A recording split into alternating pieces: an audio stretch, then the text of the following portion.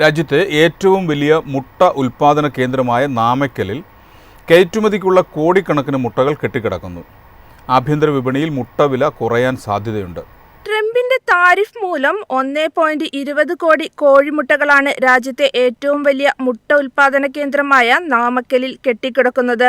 4 രൂപ 50 പൈസ വിലയുള്ള മുട്ട 7 രൂപ 50 പൈസയ്ക്കാണ് യുഎസിലേക്ക് കയറ്റി അയക്കുന്നത്.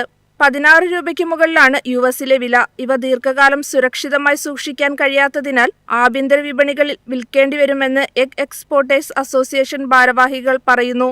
യൂറോപ്പിൽ പക്ഷിപ്പനി വന്നപ്പോൾ മുട്ടക്ഷാമം പരിഹരിക്കാൻ നാമക്കലിൽ നിന്നുള്ള മുട്ടയാണ് യുഎസിലെ വിപണികളിലെത്തിയിരുന്നത്.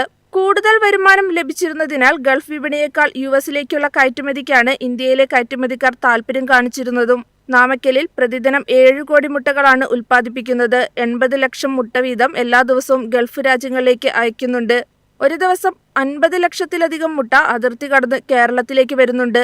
സേലം, നാമക്കൽ, തിരുപ്പൂർ ജില്ലകളാണ് കേരളത്തിൽ മുട്ട കയറ്റി അയക്കുന്നതിൽ മുന്നിൽ.